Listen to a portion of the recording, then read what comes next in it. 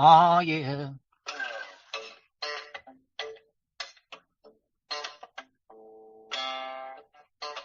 Sometimes we're all just bricks in the wall.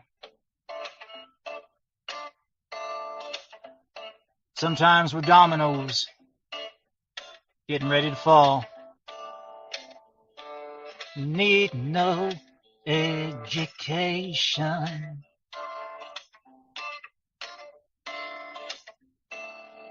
We don't need no force control.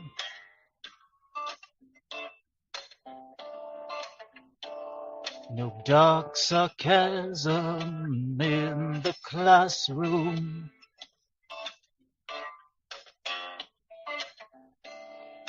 Teachers leave them kids alone. Hey, teachers, leave them kids alone. Hey, teachers, leave them alone. That's what I said, motherfuckers. All in all, we can just stay another brick in the wall.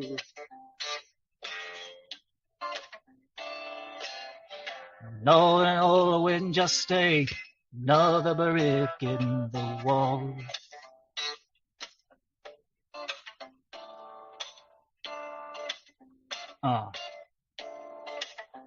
Sometimes we're bricks in the wall. Sometimes we're dominoes ready for the fall. No dark sarcasm in the classroom. Yep, that's what I said.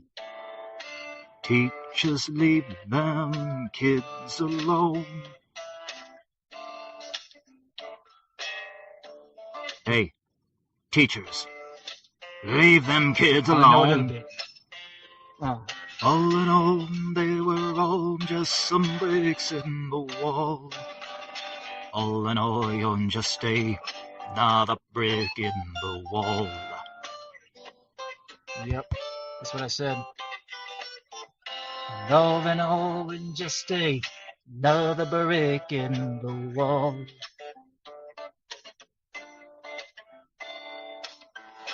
All we are is just another brick in the wall.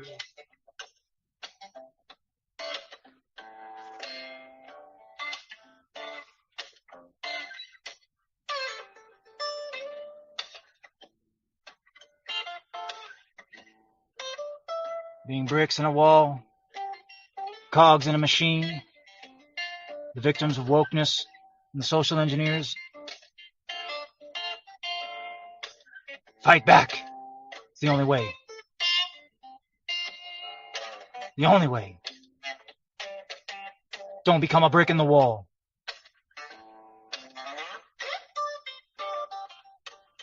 All they are is just another brick in the wall.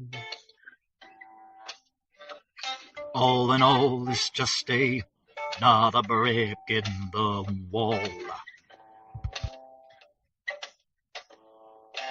All in all, they were all just some bricks in the wall.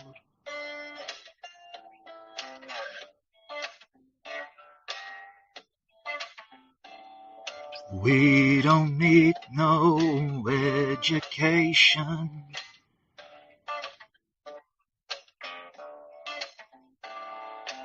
We don't need no forced control.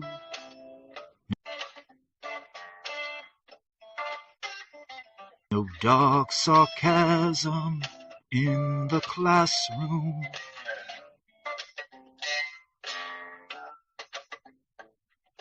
Teachers leave them kids alone. Hey, teachers, leave them kids alone. All in all, they were all just some bricks in the wall. All in all, you're just another brick in the wall. Oh yeah.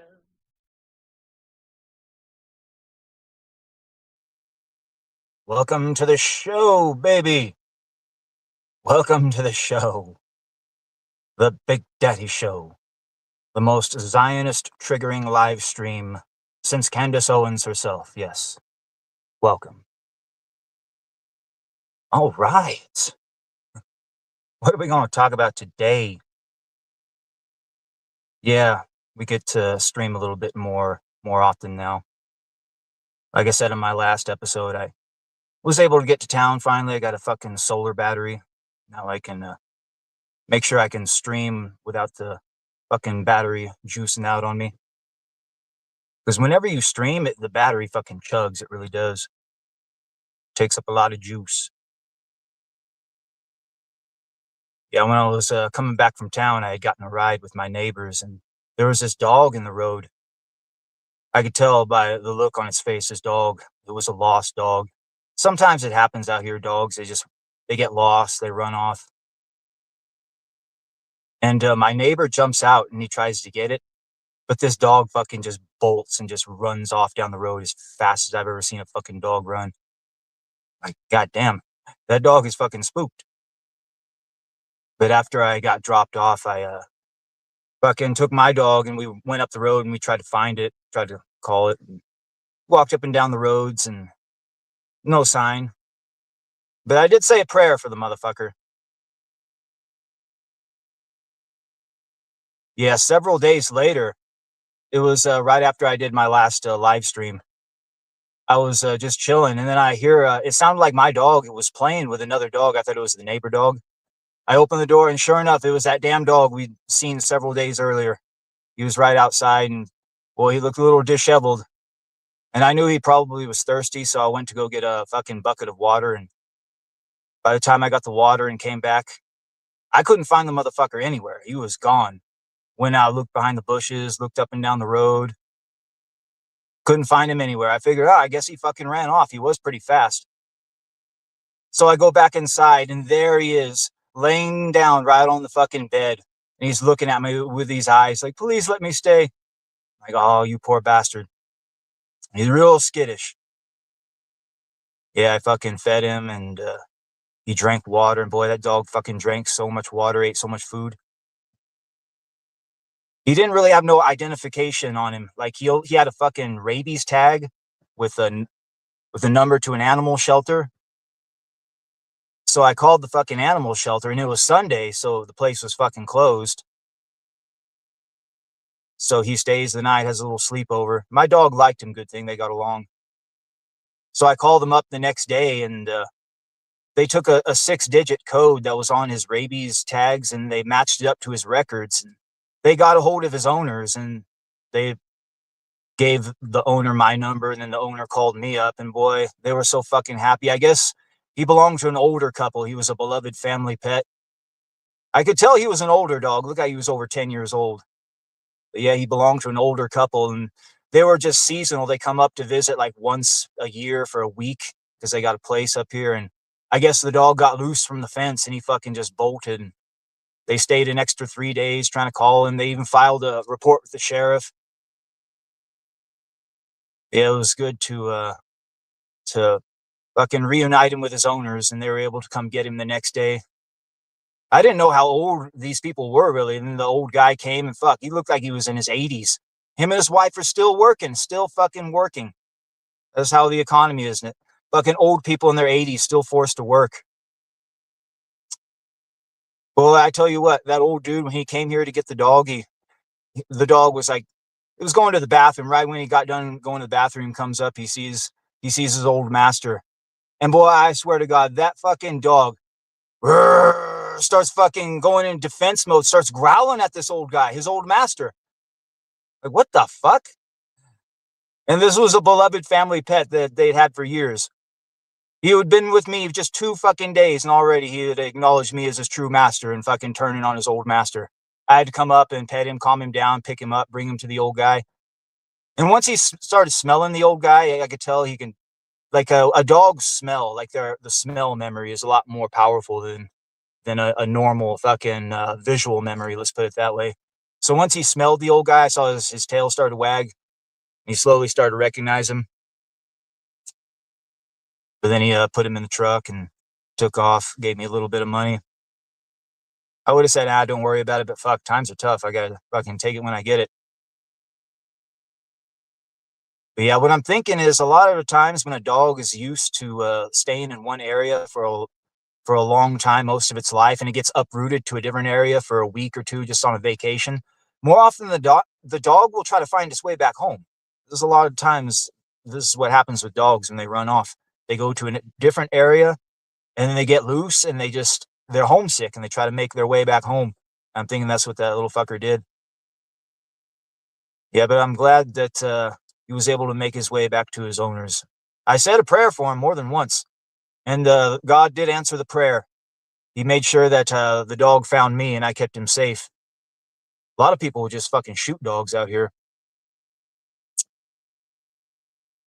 Yeah, but I got to thinking, I was thinking beforehand about getting another dog possibly as a companion for my dog, and thinking I might do that now, seeing how he was so friendly with the old dog. Guess get a smaller dog, something.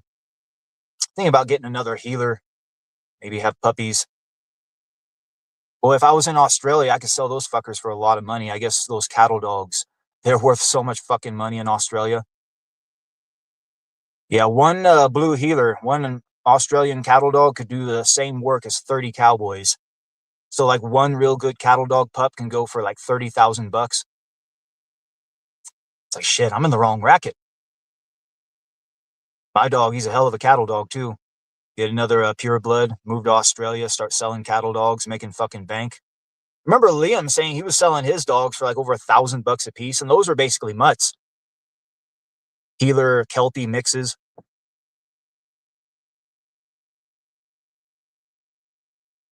Go start a puppy farm, mate. There's a lot of money in it. If you got good dogs. Yeah, there's a whole industry there, Australia, the cattle dog industry. They have like competitions and shit.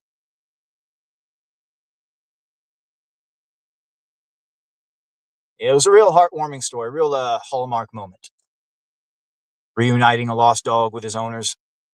Very rarely do you get those true hallmark moments in life.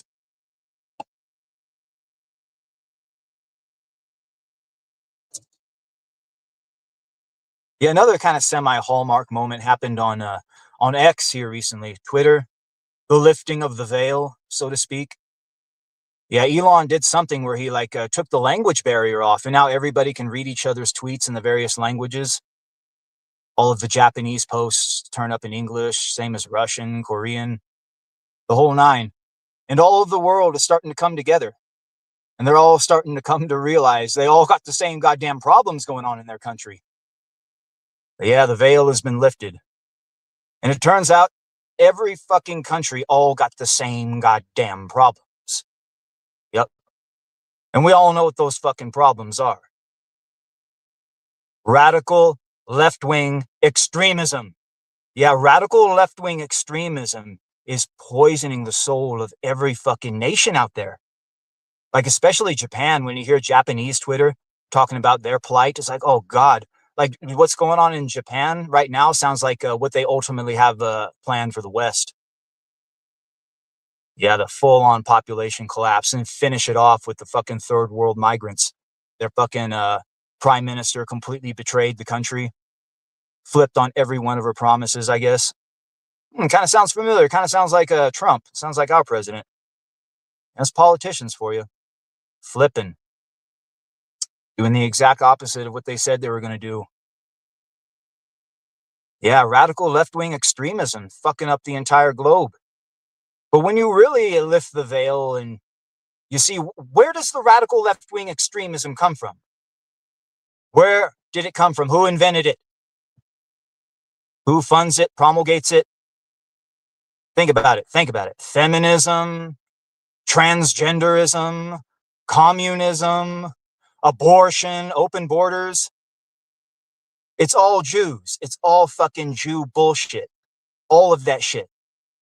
So at the end of the day, when you strip away all of the fucking window dressing, the Jew is wrecking planet Earth using radical left-wing extremism as its fucking cudgel. That's what's really going on. Once Elon lifted the veil on Twitter, and all of the fucking people of the world started talking. And then once everybody realized all of their fucking problems are the same, where do the problems stem from? Fuck. It all stems back to one group of people. Who's funding the NGOs that are facilitating the migrant caravans? Yeah, it's biological warfare on a whole fucking nother level. It really is. And they got their good little golems out there doing their fucking dirty work for them. Like that Prime Minister of Japan, Trump. That fucking guy from Argentina. Remember a long time ago when he got elected, first got popped onto the scene, everybody was talking about how based he was. He's going to save Argentina. Turns out he just sold out the fucking country, just like everyone else. Everybody's got their fucking price. Some people are just straight up scared of him too. Like J.D. Vance, he's fucking scared. He thinks Israel will kill him. This is why he's not holding Trump back. Yeah, Trump's like a rabid dog out there right now. Like he's either got something wrong with his brain, like a dementia, or like I said in my last live stream, Jacob Creutzfeldt's disease. That's what it actually looks like, where you don't fucking remember what you did the day before. Like he had tweeted the thing about Jesus and comparing himself to Jesus. Oh, I thought it was a doctor. And then the next day he denied he even fucking posted it. Like his brain is either fucking completely gone or he's fucking demon possessed. Or he's just completely compromised and just does whatever the fuck his handlers tell him to do. I'm thinking it's a combination of all three. Yeah, they need 25th Amendment his ass before it's too fucking late. The Jews are using this fucking ass clown like a puppet to try to bring about the end of days so that the fucking Antichrist can rule from the third fucking temple. He's even set to make a goddamn statement where he's going to read from the Bible. And the particular shit he's going to read from the Bible, it's all about the Temple of Solomon. It's like, oh, nar, that sounds like conspiracy talk. No, but it's reality. A lot of people think that shit ain't real, but the people who are in charge that have all of the power, they're trying to make all that shit happen. It's fucking real. Yeah, but the world is waking up. They're fucking seeing it for what it is. Yeah, Trump, he's declaring war on everybody out there.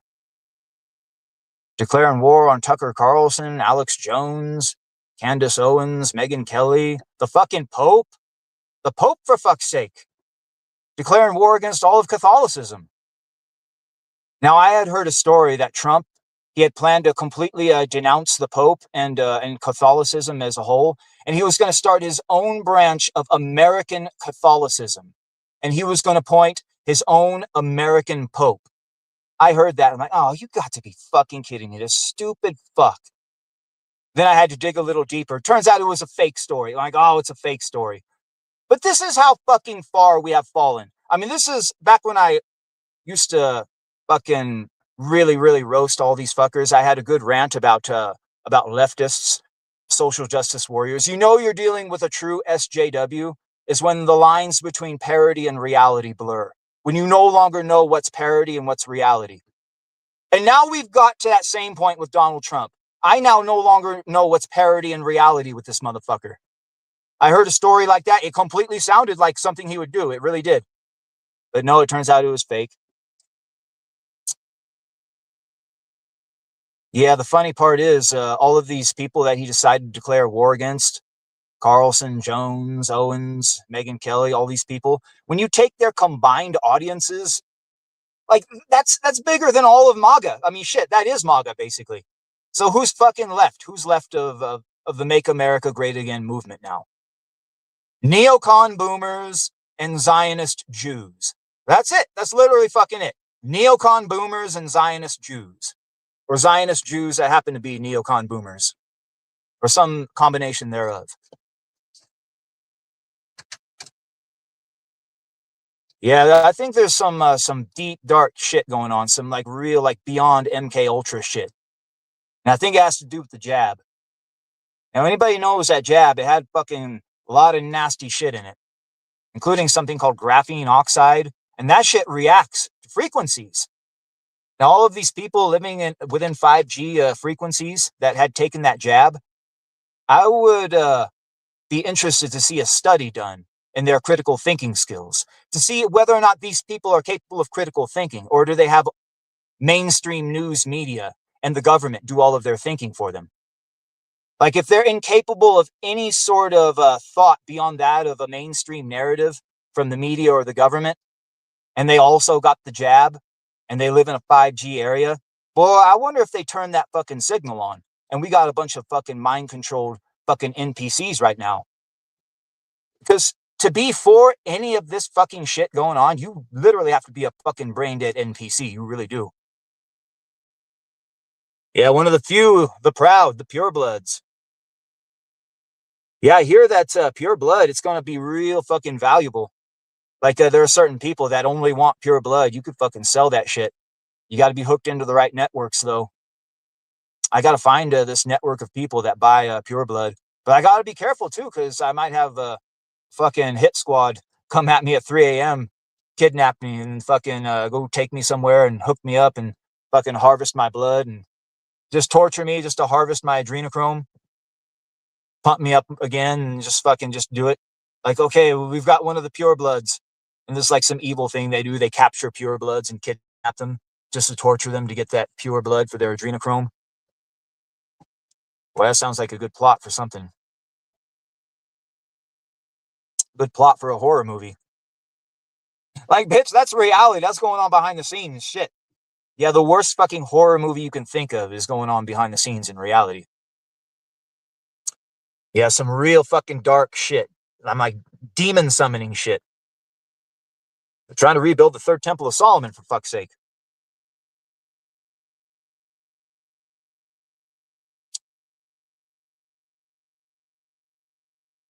Yeah. I hear a lot of the shit that's going on behind the scenes is being caused by a certain person. A certain person has popped onto the scene that seems to have way too much power and influence than they really should. And when you hear about this person, they've been institutionalized multiple times. Some even speculate that it might be a troon. And I'm talking about Laura fucking Loomer. Laura fucking Loomer. Why is this bitch anywhere near Trump? Why does she wield this level of influence and power? I mean, she is literally like the fucking Rasputin of her time. Like, I heard there was a certain staffer, a certain advisor to Trump who was trying to tell Trump, hey, if you attack Iran, the first thing you're going to do is close the Strait of Hormuz. And Laura Loomer fucking got that guy fired. She used her leverage and got that guy fired. So Trump no longer had that guy advising him.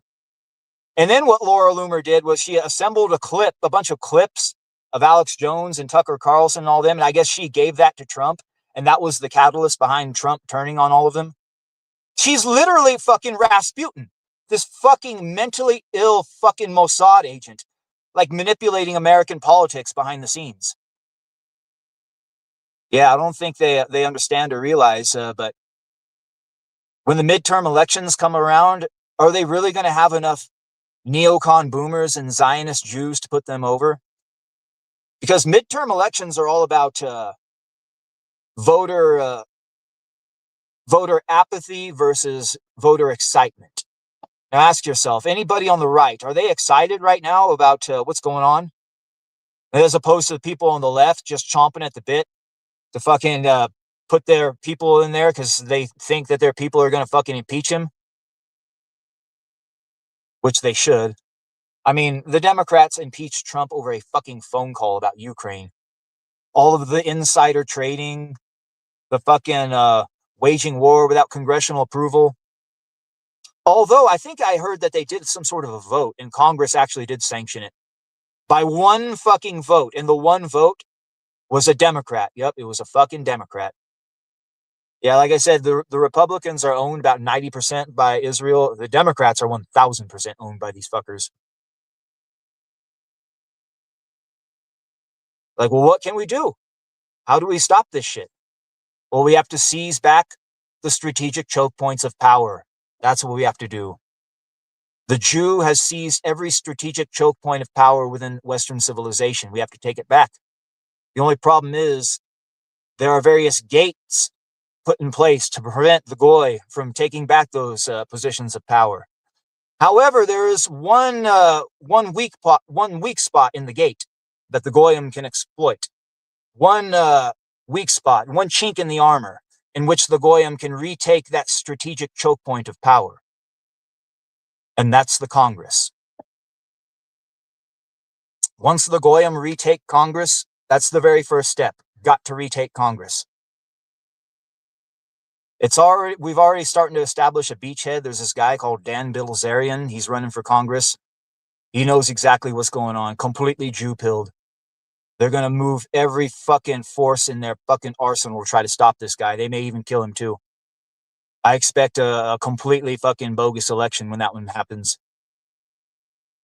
But the reason you know that the Jew fears him so much, he's number one on the list. They recently put out a list of the most dangerous anti-Semites on the planet. And the number one guy on the list is the guy running for Congress. That'll tell you right there. They fear the Goyim seizing that strategic choke point of power. Now, here's how you know people are controlled opposition. Now, if Big Daddy has figured this out, obviously other people have figured this out too. So why? Why doesn't Tucker Carlson run for Congress or Senate? Or Alex Jones? Why doesn't Alex Jones run for governor of Texas? Fucking secede from the union. Candace Owens, Megyn Kelly, so on and so forth. All of these fucking people. Because they would rather complain about the problem and grift and make money than actually step up to the plate and do something about it. That's why this Dan Bilzerian guy is feared by the Jews so much, because he's stepping up to the plate and he's going to try to do something about it. This is the very first thing we have to do. Retake that strategic choke point of power, the Congress. The only problem is they have a group called AIPAC, and they fucking buy the goddamn candidates. You need AIPAC money in order to run for Congress. Well, here's what these fucking people like Carlson, Jones, Owens, all of these fuckers with a lot of money, here's what they can do. They can pool all of their money together and create some sort of an organization, an anti-TPUSA type of organization, where it's basically American AIPAC, the American version of AIPAC, where you have these fucking strong patriotic candidates that are completely free of Jewish influence, capable of getting their campaigns funded without any sort of AIPAC type foreign fucking governments meddling. An American version of AIPAC to fund patriotic candidates. That's what we fucking need. That's the first step. But there exists nothing like that. Fucking nothing. There exists no American version of AIPAC. And the people that could possibly assemble it and put it together, they're too busy grifting, doing their own fucking thing, making money, complaining about the fucking problem, rather than stepping up to the plate and doing something about it. That's the difference between a grifter and a real fucking patriot. Boy, some of these people are just so fucking sad. Some of these fucking grifter pieces of shit. Like Sean Hannity, for instance. Boy, that fucking guy. I guess when Trump came out and turned against the Pope, Sean Hannity decided to renounce his Catholic faith because of it. And now he's all aboard the Trump cult, I guess. The Trump cult. Yeah, it's pagan idolatry is what it is. Yeah, the Jews convinced him he's the fucking Messiah. No, the Jew Messiah is the Antichrist. Yeah, I talked about this in my last live stream about how all of the fucking signs are starting to point to it. If everybody chooses not to believe it, though, then they're not going to be able to pull it off. Like, nah. Because it's all about the belief. If everybody believes he's the Antichrist, then they can fucking make their fucking bullshit happen. Yeah, anybody who thinks that this war is going to end anytime soon, I got a fucking, I got some oceanfront property to sell you in New Mexico, let's put it that way. Yeah, this war ain't fucking ending. It's only going to escalate. And tomorrow they're saying the stock market is going to fucking crash. Black Monday, they call it. We'll see if Black Monday actually happens. Boy, I heard that Japan had dumped, I forget, like over $20 billion worth of U.S. bonds. And China did the same type of thing. And they say the last time Japan did that, the stock market tanked like fucking a huge percentage. And this coupled with the fact that the war is still going. Boy, I bet Trump's buddies made a lot of fucking money. Well, the insider trading going on right now, my God. For that alone, the Democrats need to fucking impeach his ass. Only problem is Democrats, they're guilty of insider trading too. Yeah, like I said, we got to seize that strategic choke point of power, got to retake the Congress. Only problem is we need that American version of AIPAC to get those patriotic candidates funded. There's the fucking blueprint. Yeah, one fucking congressman can do a lot of difference in this world. One fucking congressman was powerful enough to take down the whole fucking Soviet Union. Anybody remember that story? The story of Hart's War? That one lone congressman that fucking lobbied to get the Taliban those fucking Stinger missiles so they could take down those Russian fucking helicopters. Yeah, if it wasn't for that one lone congressman getting those Afghanis, those fucking Stinger missiles, well, that was the fucking turning point that repelled the goddamn Soviets. Fucking led to the fall of the Soviet Union. Yeah, one congressman can wield quite a bit of power if he wields it correctly. Yeah, hopefully that Dan Bilzerian guy gets in there. Like I said, they're going to move every fucking force in their arsenal against him, including doing like exactly what they did to Trump in 2020. Yeah, this just goes to show how treacherous Trump is. All of these people he turned on. Tucker Carlson lost his fucking job over there at fucking Fox News sticking up for Trump. Talking about what they did to him during the election, January 6th, all that. It was the January 6th coverage that got him fucking fired. Alex Jones basically went bankrupt, fucking lost everything, defending Trump for how many years? And the very second Trump wants to fucking unleash Armageddon, and Alex Jones, he was supporting Trump all the way up until that point too. He was even fucking trying to glaze the Epstein bullshit. But then Trump was talking about nuclear Armageddon. Alex Jones finally had to come out and say, no, we can't do this. And the very second he did that, Trump throws him under the bus. It just goes to show with Trump, he demands 100% loyalty, but he doesn't get to be loyal to you at all. He gets to break every fucking campaign promise. Yeah, the only people that still support this stupid piece of shit at this point, like I said, neocon boomers and Zionist Jews. They're all part of a fucking cult. It's pagan idolatry is what it is. He's basically Colonel Kurtz at this point. He's even losing his goddamn mind. Fuck. Yeah, if I was to find out he has Jacob Creutzfeldt's disease, I wouldn't be in the least bit surprised. Yeah, dementia, Alzheimer's, something's wrong with his brain. He could just straight up be demon possessed too. Yeah, man, completely beholden to the whims of his handlers.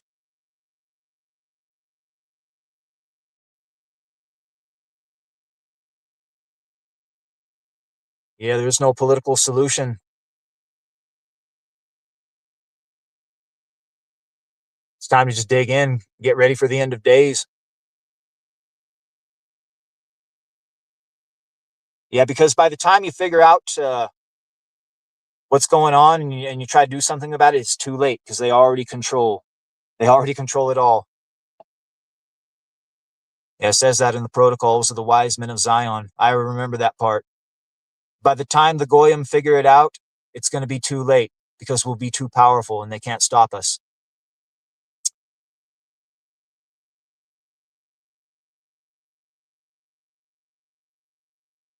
Maybe an alien intervention will happen. Fucking good aliens will come. You never know.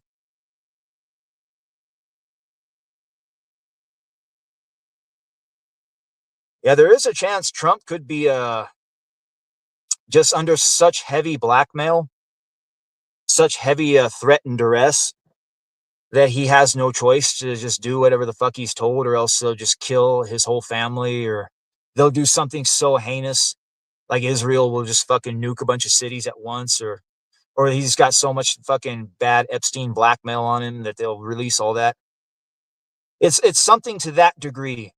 And Trump, he has to try to figure out a way to tell everybody, but without being so obvious about it. So when you look back at a hostage that gets taken by an enemy during the war, let's just say it was during the Afghanistan war or something, and you got the hostage there, and he's saying all this shit. Yeah, America sucks. Death to the empire. The Afghans are so great. And then he's saying all this stuff, and at the end, he says, "Tell my family that I love them, especially my sister." And then you come to find out that the guy doesn't have a sister. So it's like, oh, okay. So you could pretty much, that was a coded message in the fucking in his statement saying, "Hey, this is bullshit. This is under threat and duress. Disregard what I'm saying." I mean, that could have been what was going on. And there was a few little things in there talking about how Alex Jones had been against him for years or whatever. Like, literally, Alex Jones was your biggest fucking cheerleader until you started war with Iran. He hadn't turned against you for years. Same thing with Tucker Carlson and Candace Owens. All these people helped get you elected, you stupid piece of shit. It wasn't until he started breaking all of his fucking campaign promises. Then, I mean, unless you're a fucking cultist, you got to hold the guy accountable. We're not the fucking Democrats. Yeah, Democrats, I mean, they're so far beyond fucking cooked. I mean, they had a pants-shitting, demented pedophile, and they never once held him accountable for anything. At least the people on the right will hold their politicians accountable. Unless they're part of the cult, obviously. But I think the main code in that message that was meant to say, "Hey guys, this is bullshit, disregard it. This is under threat and duress. There's nothing I can do." It was the thing he said about Macron's wife, saying that she's a much, much more beautiful than Candace Owens and all that. I'm like, bro, come on. Like, you could take the most hardcore white supremacist on planet Earth, like member of the Aryan Brotherhood, fucking covered in tattoos, straight out of fucking prison, and you put him in a conjugal visit trailer, and he's got one of two choices. You can fuck Candace Owens or Macron's wife. Which one do you fuck? The neo-Nazi, he looks at them both. He's, well, first of all, this one has a penis. I don't want to have sex with a man. I think I'm going to bang the chick. I'm banging the black girl. Yeah, I think that might have been the code right there. Yeah, you have to be, there's something have to be wrong with you. Like, to truly actually believe that. And Trump, he doesn't speak with 0 degree of hyperbole. He always means what he says, too. He's so fucking stupid. He probably actually believes that. That or it's a coded message. But that just goes to show how fucking far this guy's mind has gone.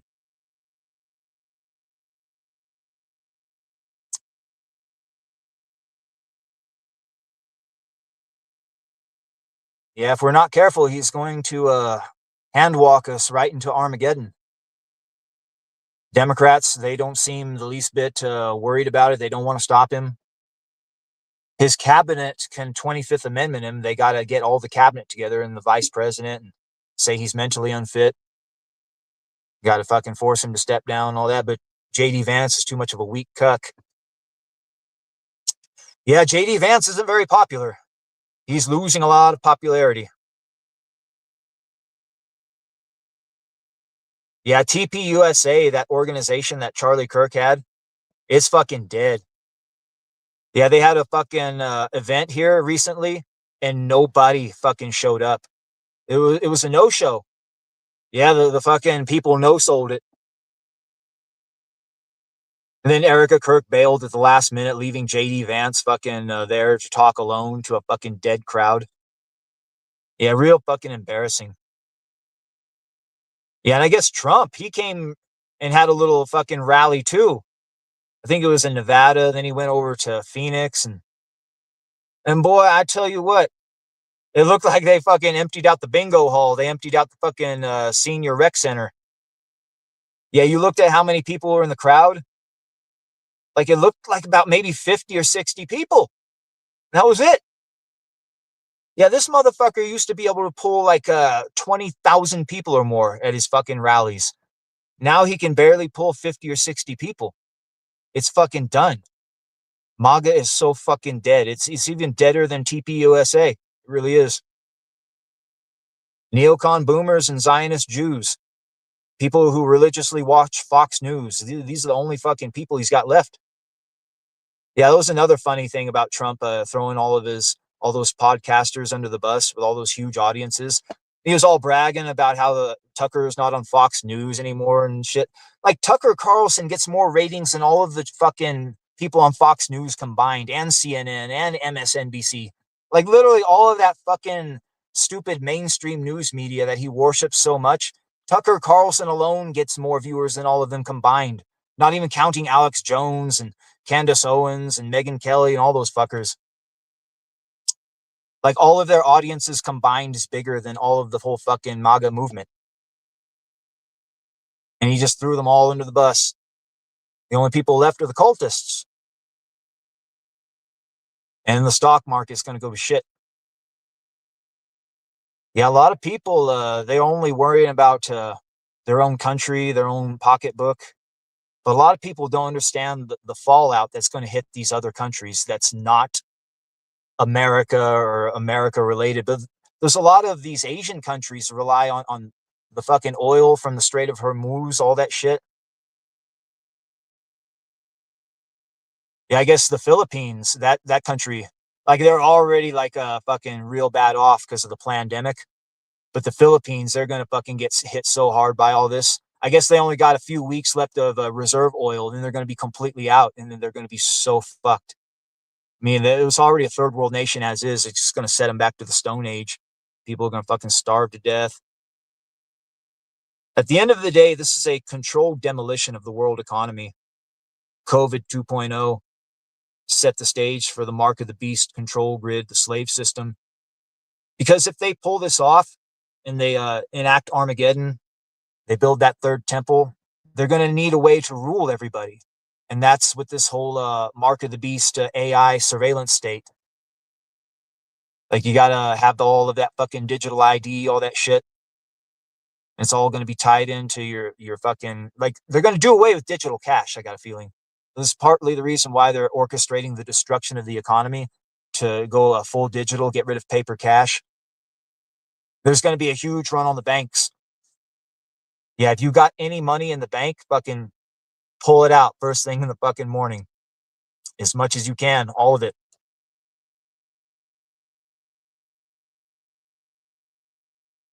And then use it to buy tangible shit before the fucking dollar goes to hell. Guns, bullets, land. That's the most valuable thing right now. Guns, bullets, and land. Try to get as far away from a fucking city as possible. Because if these fuckers actually pull this shit off, you're going to want to be as far away from a fucking city as possible. Let's put it that way.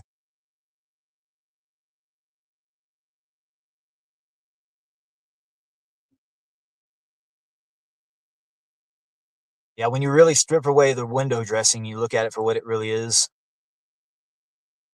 Okay, we have a supremacist doctrine. They're trying to exterminate the white race. They want to rule the world. It's like, it seems like the Jew is guilty of everything it accused the Nazi of ever doing. It really does. And any true student of history will tell you Zionism is real Nazism. Like the Nazi that we were all taught about in school is basically Jew fan fiction. A Zionist is a real Nazi. Everything they ever pretended a Nazi was, that's what a Zionist really is. Like a real Nazi is a proud, noble patriot that just fought to protect his fucking country from the synagogue of Satan. That's what a Nazi is. A Zionist is pure fucking evil. They see themselves as better than everyone. They want to commit fucking extermination and genocide against their enemies, and they think they're entitled to rule the earth. Yeah, all of the fucking shit we were taught about Nazis was nothing more than Jew fan fiction, projecting their own evil onto the German people in Germany. That's real. That's fucking real talk right there. If you encounter a Zionist in this day and age, you're basically looking at a real fucking Nazi. Someone who doesn't bat an eye about fucking blowing up kids, raping kids. These are the types of people that a Zionist is. Yeah, Hitler talked about this in his book, Mein Kampf. Right at the end, when the Jew completely destroys a society or civilization and has completely parasitized it and sucked it dry, then the mask comes off and we see what's called the bloody Jew. That's what Hitler called it, the bloody Jew. That's when they just don't care anymore. They flaunt it in front of you. Yeah, we rape kids. Yeah, we kill kids. Yeah, we think that you're nothing but cattle and we're going to rule you. Yeah. And it's just they flaunt it right out there in the open. They just don't care anymore. The bloody Jew. Yeah, I'll give you an example. When we fucking first started this war, you know the very first thing we fucking did? We attacked a school. A fucking school. Now these missiles, these are smart missiles. They got cameras on them, the whole fucking nine. We knew exactly what we were striking. And it wasn't just a school. It was a girls' school full of prepubescent girls. Killed almost fucking 200 of them. This was a fucking child sacrifice ritual is what it was. The Jews bringing America into their fucking dark evil, forcing us to sacrifice a bunch of children to their fucking dark gods so that they'd be successful in their war. There's some evil fucking dark shit going on. And if you support this fucking war, you're an evil dark person with an evil dark soul. You truly fucking are. Murdering innocent fucking children as a sacrifice to their pagan gods so that they would be victorious in their evil war to bring about the Antichrist. Some sick fucking dark shit. And it's real. It's all fucking real too. I speak the truth. You fucking know it.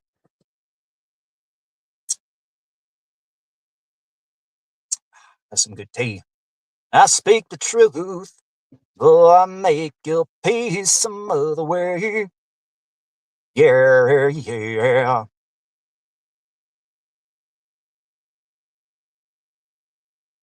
Yeah, but you never know. Something might turn around.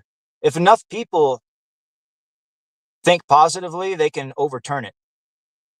Because it's all about everybody going along with it. If you get enough people believing Trump's the Antichrist, then they could get it. They can actually make it happen.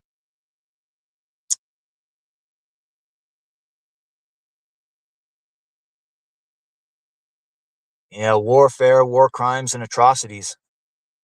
The bottom line, Bibi must go. As long as Netanyahu is in power, there will never be peace. There will never be peace. I spoke about this on one of my live streams years ago, fucking over 5 years ago, 4 or 5 years ago. But I remember my uncle back in the 90s. Now, my uncle, I considered him a man amongst men, an intellectual giant. And he said something about Benjamin Netanyahu. I never forgot. I never forgot this. This was back in the 90s. He said he looked into the eyes of Benjamin Netanyahu, and he knew beyond any shadow of a doubt he was looking into the eyes of the single most evil man on planet Earth. And he knew that he was looking at the Antichrist. That's what he fucking said back in the 90s. Benjamin Netanyahu, the most evil man on planet Earth, the fucking Antichrist. And now we see what's going on today. Yeah, Trump, they might just trick Trump into doing their dirty work, taking out their enemies. But Netanyahu, he plans to be the one sitting upon that throne. I don't think Trump understands. Yeah, there's a reason why Bibi is doing all this, because he plans to fucking be the one sitting upon the throne in that third temple. Not you, Trump.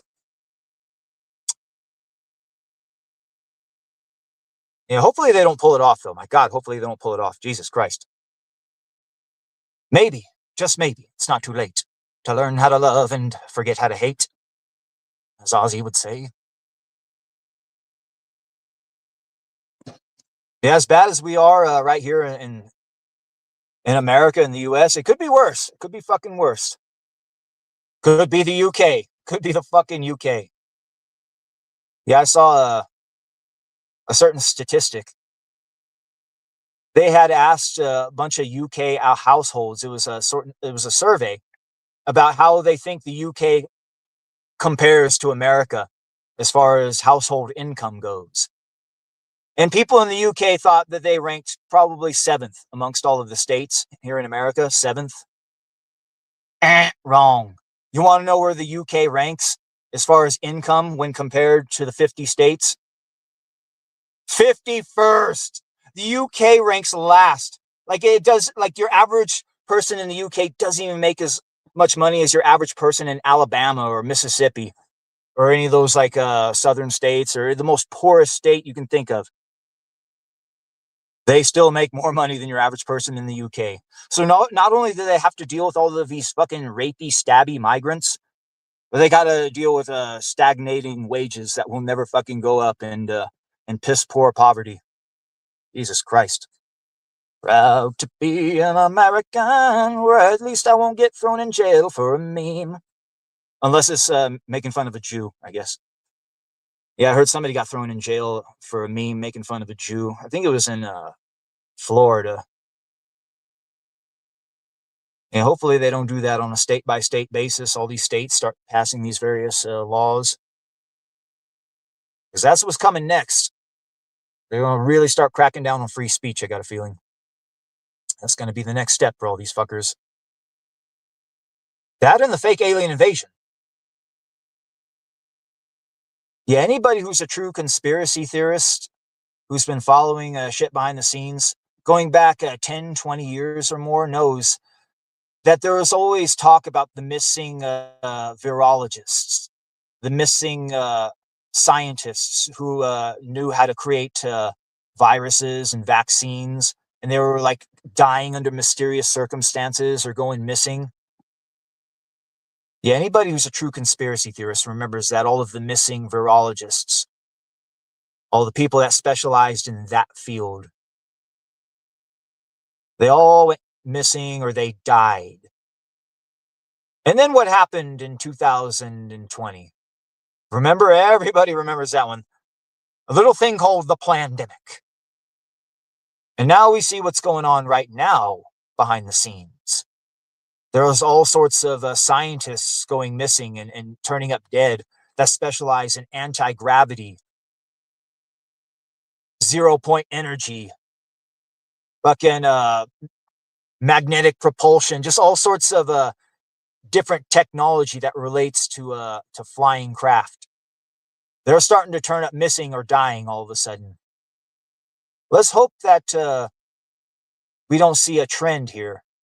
All of those missing virologists dying and turning up missing, boom, we get a pandemic. All of these missing, dying scientists that specialize in anti-gravity and 0-point energy going missing, all of a sudden like that. Fake alien invasion. Oh no. Anybody who knows their playbook knows the fake alien invasion is one of their final fucking trump cards. No pun intended. And one of the things they plan to do is use fake aliens for this fake alien invasion. Super soldiers. Yeah, like I said in my last live stream, if this fucking happens, I guarantee you Mill Labs was the brainchild behind this. This was the group that would go in there and abduct abductees after the aliens would abduct them, and then harvest genetics from them and do experiments, create their own clones and hybrids. Yeah, I wouldn't be in the least bit surprised if they have a hybrid army of these quote-unquote Nordics, these blonde-haired, fucking tall, muscular humanoids. They look exactly like us, except they're tall and they're blonde. I wouldn't be in the least bit surprised if they've been breeding an army of these fuckers in underground bunkers and laboratories, waiting for the day. And they've got all of this back-engineered craft that they have too. So you're going to have all of these quote-unquote aliens from another planet, and they're going to be using high-tech weaponry. It's all bullshit. It's all been developed by us, and it's all going to be a ruse. And they're going to attack fucking people. They're going to attack citizens, attack cities. And it's all meant for the purposes of consolidating power and having the New World Order rule things. through the third temple in Jerusalem. But they got to bring about Armageddon first. Have that digital mark of the beast control grid system in place. There are certain things that got to fucking happen.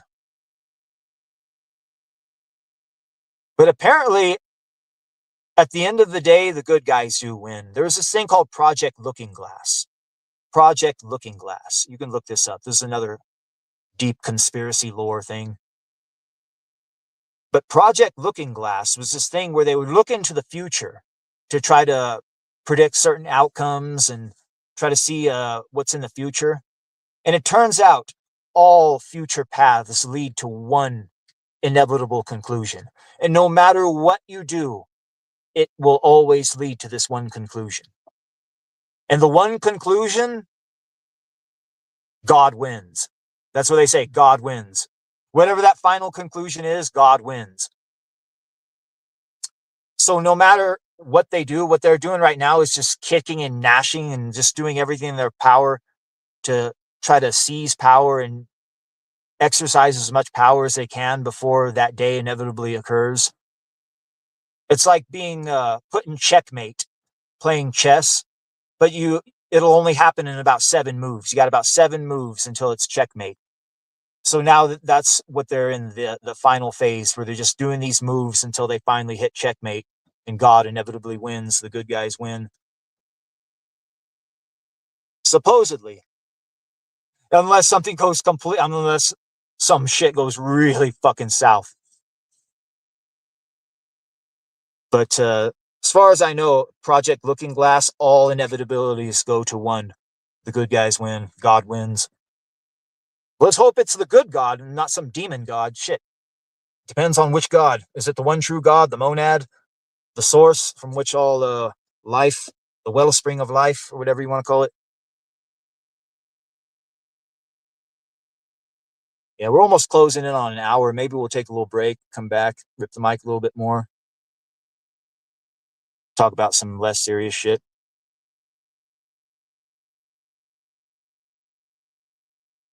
All right, guys, we're going to take a little break and we'll come back. Enjoy the tunes. Big Daddy is a man who knows what is best in life. You crush and miss well, and feel my soul a spark. Brush death with these well, dancing with them devil in the dark. I get up in the evening, and I ain't got nothing left to say. I come home in the morning, I go to bed feeling the same way. I ain't nothing but tired. You're a liar and I am for myself. Hey there, baby, I could use just a little help. You can't start the fire, you can't start fire without a spark. And this gun's for hire. Even if we're just dancing in the dark.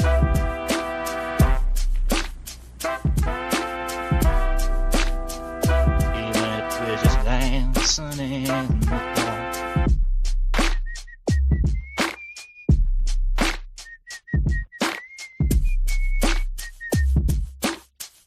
Messages keep getting clearer. Radio's on and I'm moving around the place. I check my look in the mirror. I wanna change in my hair, my clothes, and my face. Man, I ain't getting nowhere. Just living in a dump like this. There's something happening somewhere. Baby, I just know that there is. You can't stop the fire. You can't start fire without a spark. And this gun's for hire. Even if we're just dancing in the dark. Dancing in the dark. You sit around getting older. There's a joke here somewhere and it's on me. I shake this world off my shoulders. And then I'll ride on down the fucking street. You can't stop the fire. You can't start a fire without a spark. And this gun's for hire. Even if we're just dancing in the dark.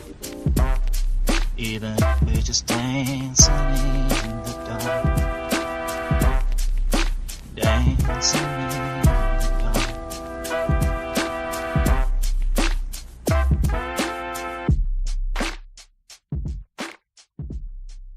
Dancing in the dark. Dancing in the dark. There's a man they call Big Daddy, a legend in these parts. He rides through the darkness, fire burning in his heart. With his words like bullets, he brings justice to the night. He's a true gangster of love, fighting for what's right. People say he's a bandit, the most wanted in the land. But they don't know the story. They don't understand. His words are pure truth. They cut through like a knife. Big Daddy's got the power to change the wrong to right.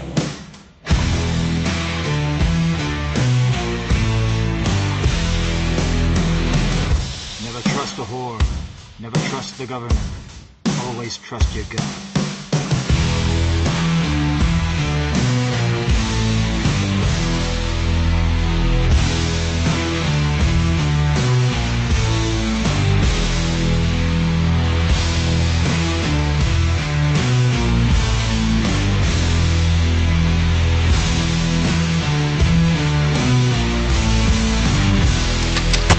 There's a man they call Big Daddy,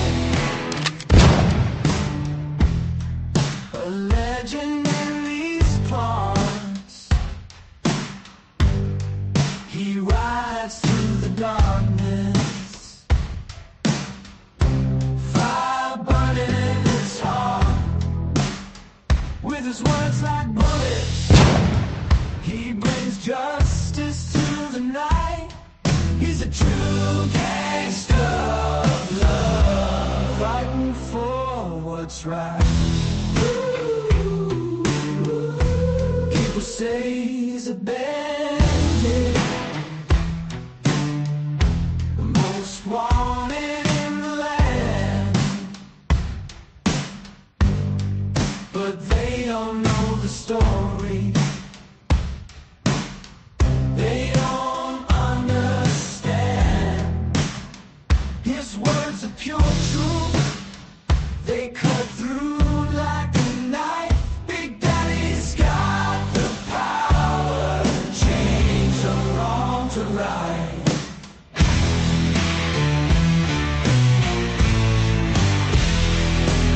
He who walks among the wise shall come to wisdom, but a man who walks among fools shall come to ruin.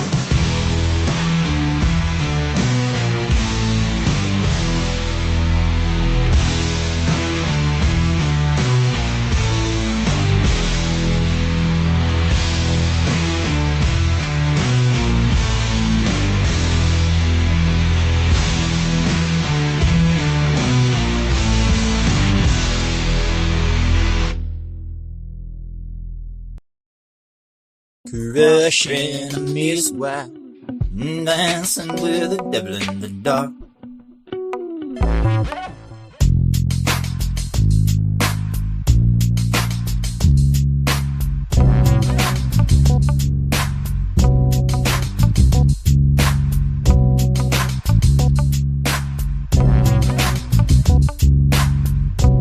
Daddy never take no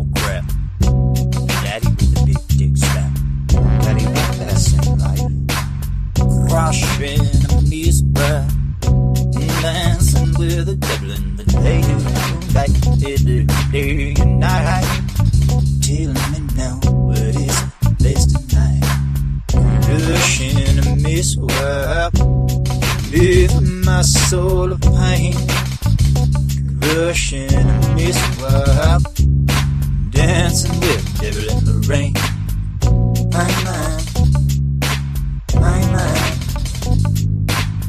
crushing in a mist world, feeling my soul a spark. Crushing in a mist world, dancing with the devil in the dark. Daddy never take no crap. Daddy with the big dick slap. Daddy with a pimp slap hand. Daddy be the back door man. Yo, what is best in life? Crush your enemies. What is best in life? Crush your enemies. Crush your enemies.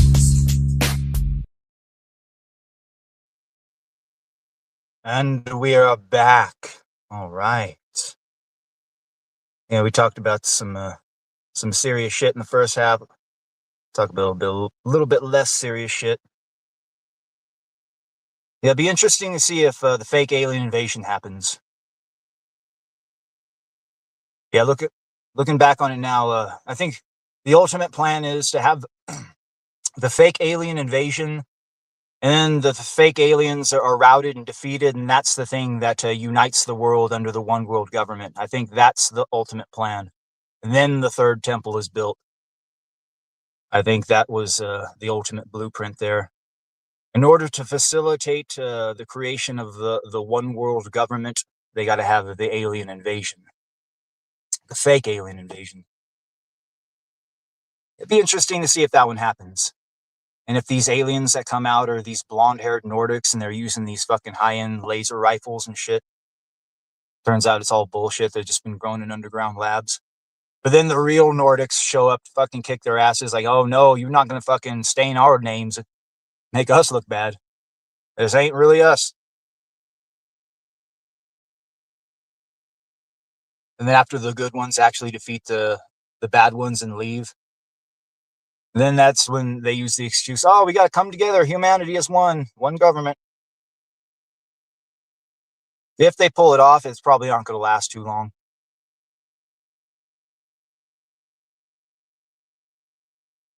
At the end of the day, the soul of man yearns for freedom. It doesn't want to be subjugated. It doesn't want to be treated like an animal.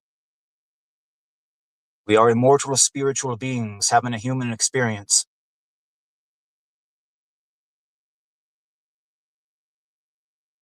Yeah, there was a certain show on television that was on years ago that really displayed the human experience.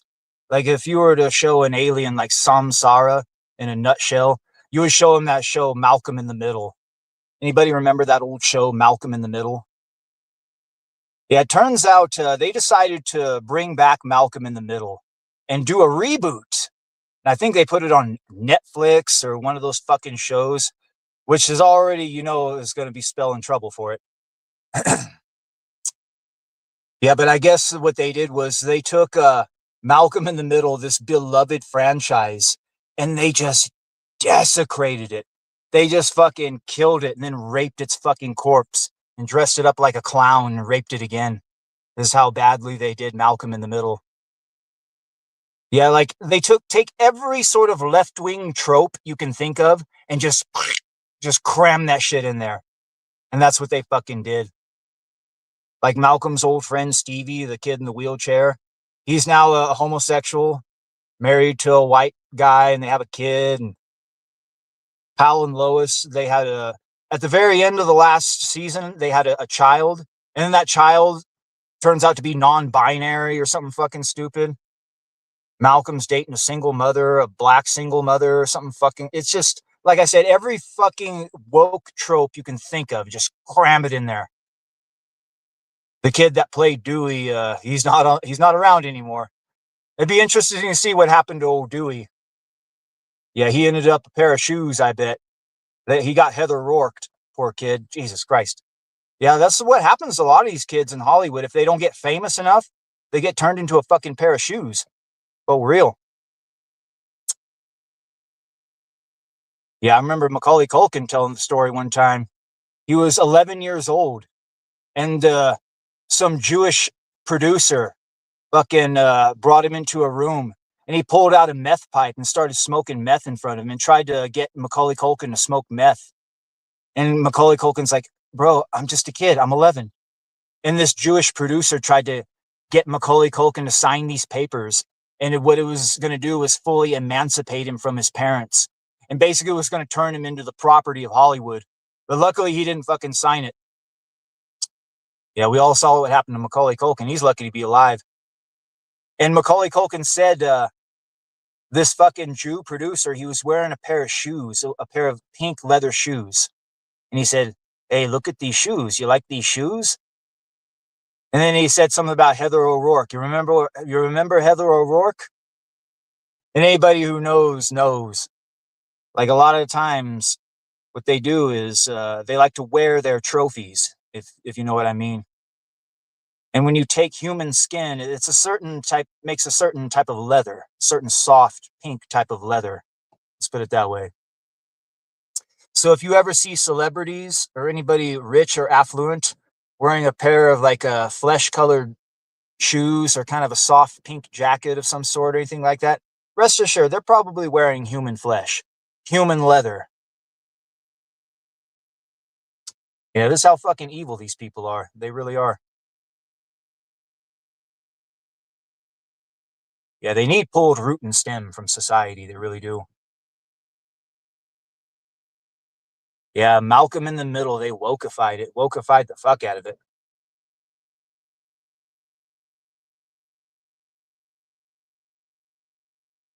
Yeah, it ain't what it used to be, I guess.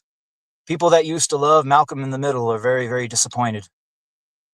Same thing with people that used to love WWE, too. I guess WrestleMania happened here recently. Night one, they just completely shit the bed. It was so bad. I guess they're saying it was the worst WrestleMania of all time. It was a fucking 4-hour show. And they had like an hour and 15 minutes worth of total ring time for wrestling. The rest was all just advertising. It's like if you pay money for a pay-per-view, you should not have to watch advertising.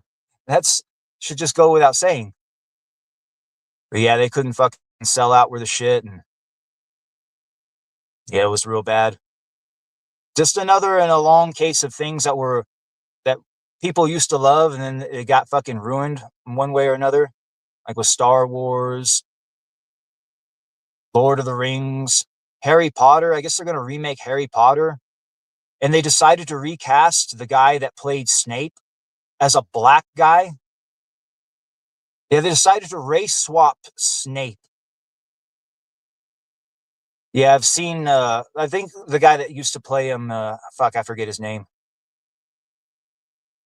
But if they were going to do a reboot of Harry Potter, a good actor would have been Adam Driver for that role, for the role of Snape.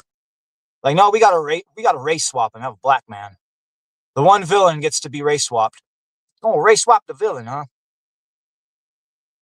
But all sorts of people were making fun of it, making memes about it. Black Snape teaching the kids how to cook up meth.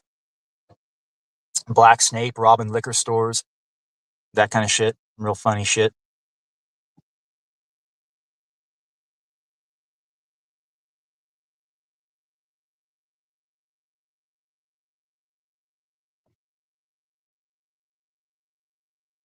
Yeah, what else has been going on out in the world of lower tier grifters?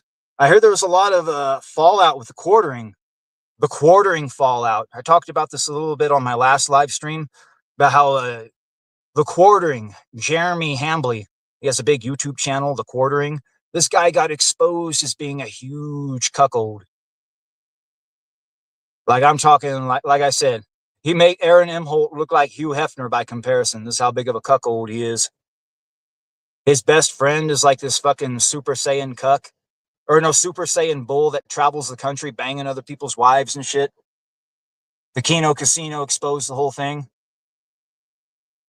And I guess what the quartering did was he decided to retaliate by started striking these channels. I think he ended up taking down 2 channels one of the Kino Casino clip channels and some other channel. I forget which one.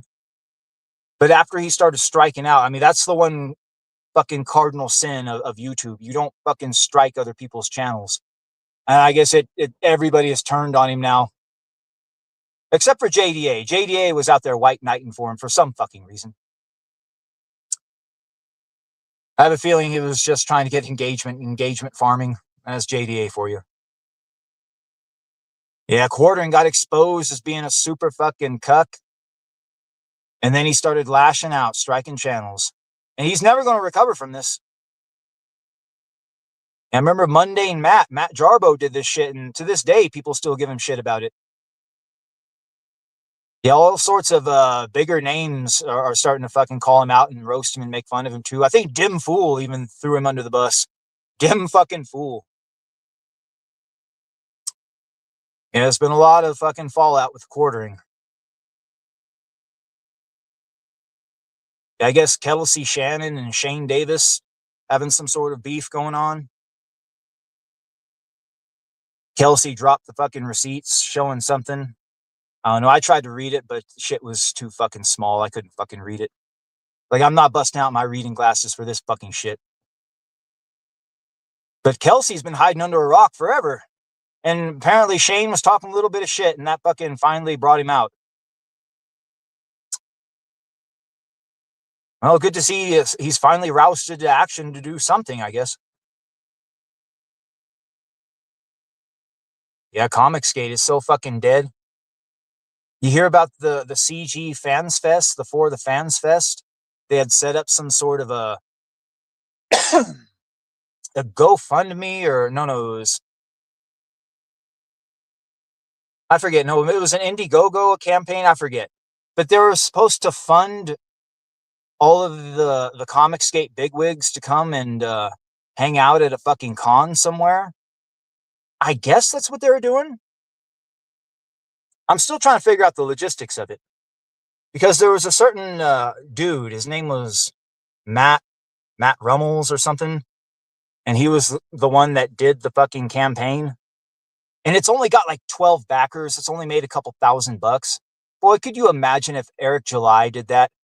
Tried to charge his backers money to meet up somewhere, and only 12 fucking people pre-signed up, and it only made a couple $1,000. Boy, could you imagine? There would be at least one trash cast dedicated to it. At least one. Yeah, but Comicsgate, fuck, they're so fucked. And this Matt Rummels guy or whatever, he said that he was going to soak $50,000 of his own money into this. Or he already did, or I forget exactly. I heard the number 50,000 was being thrown around. $50,000. So he was half-assed expecting this Indiegogo campaign to cover it. I think it said that $20,000 was the goal. And what is the main end game here? That Matt Rummels guy gets all of that money, and then he uses the money to portion it out to Ethan, John, Shane, and then they use it to pay for their hotels or whatever. Is that how it's supposed to go? I mean, I'm having a hard time understanding it. I really am. Sounds like a fucking grift. And when it's all said and done, it sounds like this Matt Rummels guy is going to become another member of Anti-CG. Could you imagine that? Like fucking losing out $50,000 of your own money on these fucking ass clowns doing anything. He's like, I spent $50,000 of my own money on this, and all they're doing is making fun of me. That's what you get, you stupid fucking cuck. Yeah, that's what's going to happen in the end. Old Matt's going to lose out on his money, and they're just going to make fun of him. And then he'll be there in the Lord Raptor Jesus chat, fucking all seething, talking shit. Yeah, the motherfucker. I lost everything. My wife left me. Yeah, nothing will destroy a marriage faster than getting involved with Comicsgate. Many people can attest to that. Yeah, the CG Fans Fest. I guess we can officially call it a failure. It's supposed to happen in October. Only 12 fucking people have pre-signed up. Has it made a fraction of the fucking money it's supposed to make? Yeah, well, Matt needs to refund those people and just say, hey, fucking, we can't do this shit. I can't spend $50,000 on this shit. You fucking kidding me? No, but seriously though, could you imagine how much true independent comics $50,000 could fund? Like, fuck, dude. You could start your own little fucking mini publishing company with that kind of money. What the fuck is wrong with you? No, but he just wants to get some clout, some short-term clout, some ass pats. Maybe he'll be able to rendezvous with Ethan behind the fucking dumpster, suck him off. Maybe that's what he's looking forward to. Who the fuck knows? These Comicsgate people are weird. They're fucking weird. Yeah, I heard Katie did a drunk stream. Katie did a drunk stream where she was trying to raise money for one of these fucking shitty campaigns, and she was taking a shot for every backer, I guess. Maybe somebody can correct the record here. Was she taking shots of hard liquor, or was she just taking sips of wine or beer or something?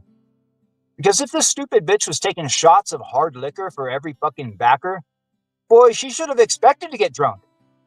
I mean, it doesn't take much hard liquor to get fucked up. And even one of these shitty little fucking live streams will probably get at least 5 or 6 backers. So like 5 or 6 shots, you're already going to be pretty fucking lit. Yeah, I wonder. Yeah, was it shots of hard liquor or was it wine or beer?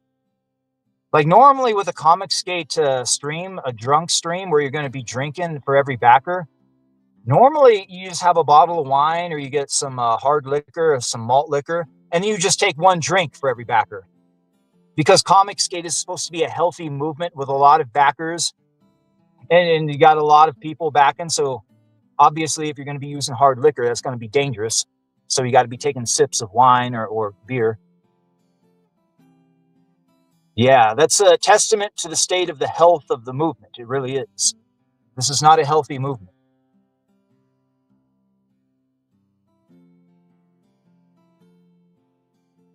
Yeah, I really don't know what else is going on out there.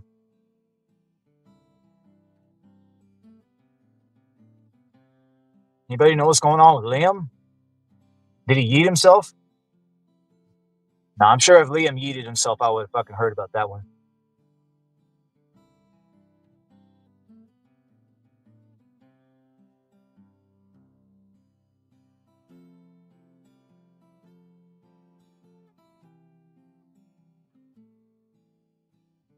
Yeah, it seems like it's drawing to an end there.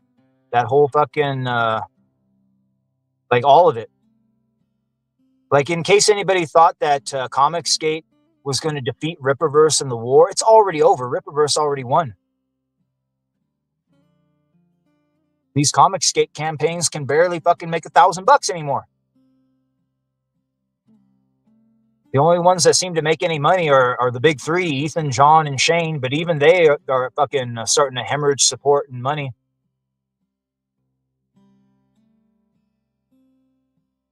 I don't see any ex-industry professionals joining this movement anytime soon. Let's put it that way. Yeah, remember when it was a growing movement? Way back in the early days? You get these new fucking people showing up. Remember Mike S. Miller showed up? Well, it was like having a football team, and then you get like that star running back or star wide receiver. Like, oh shit, we just upgraded the team. They had that kind of feeling. Like, nope, not anymore. It is fucking, it's atrophying and dying. It's not growing. Yeah, here Shane Davis is going to save the day, though, by making his own platform. Some sort of alternative to Indiegogo and Fund My Comic. Yeah, Fund My Comic seemed like kind of a janky ghetto site, but at least it was something that they had. They should have just focused all of their attention on that one. Like, hey, let's just go all in with Fund My Comic. But I think it's because Ethan tried it and didn't fucking do well with some of his campaigns. I forget which one he did over there. Maybe it was that stupid elephant one. Elephant. Or maybe it was Fearless. I forget. One of those fucking campaigns he did over on Fund My Comic, and it kind of underperformed. Like, it has nothing to do with the campaign. It has to do with your fucking people. For years, you conditioned them like Pavlov's dogs to only use Indiegogo. They're fucking stupid as fuck. This, coupled with the fact that you're hemorrhaging support, and that's why those campaigns didn't make nothing.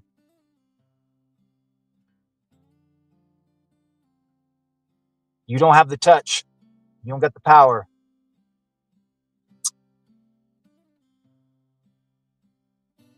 It's fucking done.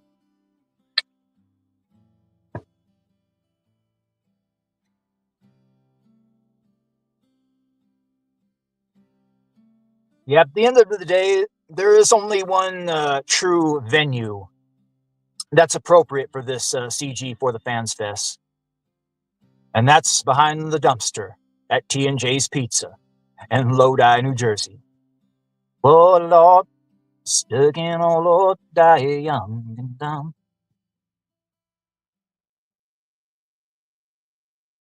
Yeah, the old comic skate saying, it's not about quality, it's about clout.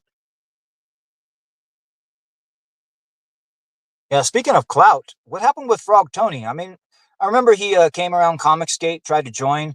He was seeking a lot of clout. And I think last time I was looking at what was happening with Frog Tony, he actually got kicked out of the movement. Ethan, like, fucking 86'd him. Like, he's no longer Comic Skate. Yeah, all that fucking ass kissing. And where did it get him? At the end of the day, Ethan had no respect for that piece of shit. Yeah, I don't think Frog Tony understands, but Ethan doesn't like it when people do frog comics. Like, Ethan has the monopoly on the frog comics. The very second you decided to do a frog comic, you got on fucking Ethan's shit list, guaranteed. I wonder what the status of Frog Tony's comic is anyway, The Frog Man. Because it looked like a very simplistic script, very simplistic comic. I wonder how far along he is in development. Halfway through, 3/4 through. I wonder if the project just simply has been abandoned. Same thing with Super Killer. I wonder what the status of that one is. Completely abandoned project. Vito will just release it whenever he feels like it, I guess. That is the way with these comic skaters. Real laissez-faire, lackadaisical attitude about releasing their shit. Yeah, that reminds me, I gotta start releasing more chapters of my fucking comic. I got about 5 more chapters to release on River's Song. My artist just got another fucking page done on my other one. I still haven't figured out what to call that one. I might just call it Gigantic Evil Superwomen Rule the Future Earth. I don't know. Have it be one of those stupid isekai names.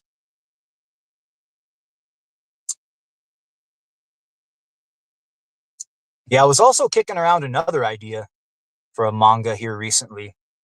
This one might be my most ambitious one yet. Right now, it's just in its real infant stages, the incubation phases, where I'm just thinking of the world building, and the story that goes into it.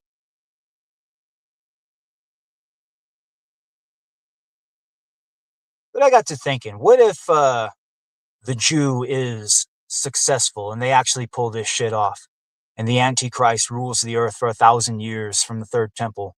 Like, what the fuck would that actually look like?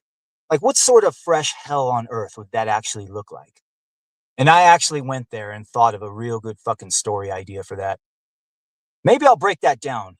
Take the next part of the show up until the 2-hour mark, explain this idea.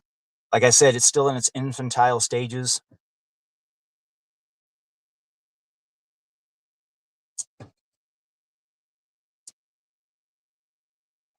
Hold on.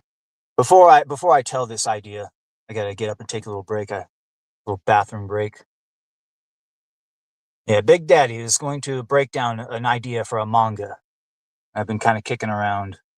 Just gonna explain the general world building behind it, some of the general storylines, some of the general characters.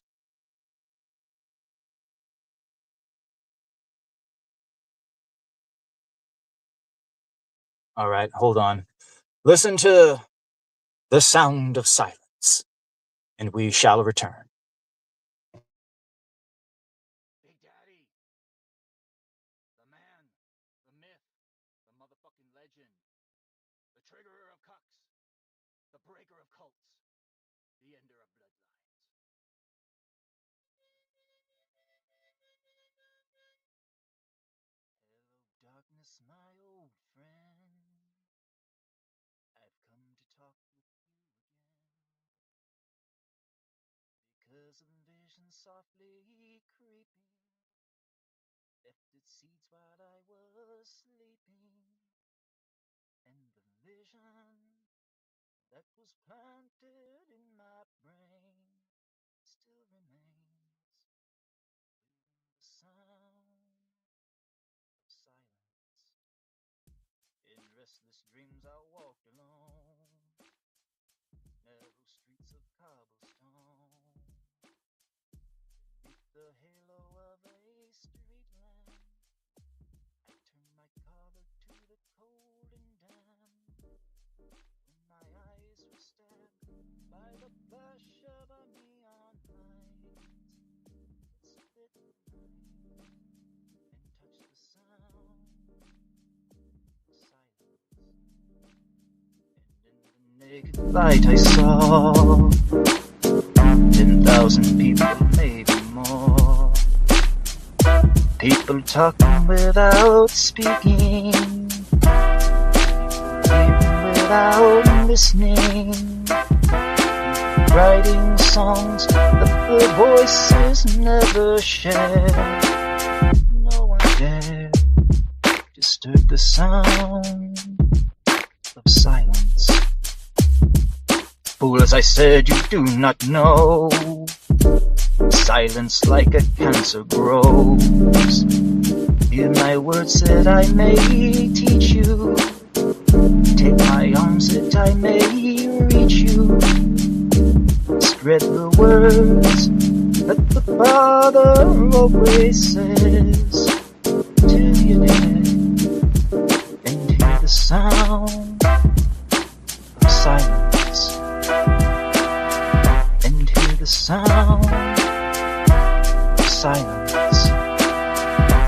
The sound of silence.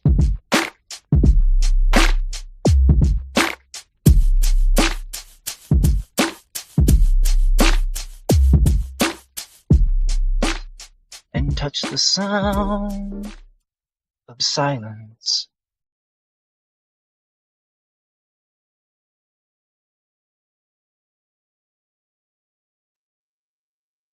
All right. And we're back. All right, take a little bathroom break. Now, where was I? Oh, yeah. I about ran out of topics to talk about, so I was going to talk about this idea for a manga that I was kicking around. I don't know what to call it. Codename Ghosts of Humanity's Past. But it takes place like fucking over 1,000 years into the future. And this is after the Jew has gained its victory over mankind. Now, just imagine the Earth is like all of the good habitable areas. Like, you see what Israel does, how it like takes over land, then it'll build a wall around it. Just imagine a massive walled city that encompasses the entire Earth, but it only encompasses like the good habitable areas. Places like the desert regions, those are left uninhabited because they're just shitty places. So you got this massive walled fortress city, and they call it the City of Sorrow. Nobody goes inside of it. It's been dead for fucking thousands of years. Nobody knows what's inside of it. And this is what happened. This is how the Jew ultimately fucking tricked the Goyim into becoming its slave. What the Jew did was it tricked humanity into uploading itself into a digital cyberspace prison. Transhumanism. I haven't figured out how they do it yet. That'll be part of the mystery. Like, part of the fun of this series is the mystery of figuring out how the world came to be this way. Because it's not explicitly stated this is what happened. You just kind of figure it out as you go. Figuring out the mystery is part of the fun. But what they did was they had this plan to trap the Goyim in a digital cyberspace prison. And then they were going to upload themselves into cyborgs.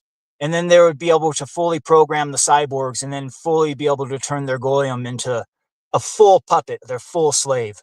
Because no matter what, the Jew, it'll never be like enough for them to simply control you. That they got to control every aspect of you, including your very soul, including putting you into a fucking machine and then turning you into a puppet. And that's what their ultimate goal was. They tricked humanity into uploading themselves into a cyberspace prison.